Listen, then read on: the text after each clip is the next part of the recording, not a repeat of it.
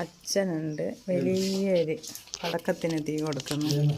ഇവൻ ഇതുകൊണ്ടാണ് ഇവരോട് വലിയ ഇഷ്ടമില്ലാത്തത്. കാരണം ഇവൻ അതാ അതാ വേണ്ട മണിക്കുട്ടിയല്ലേ അത് അവളോടി കഴിഞ്ഞ് അതാ നിങ്ങളെ നോക്കിക്കതാ പറയുന്നത്.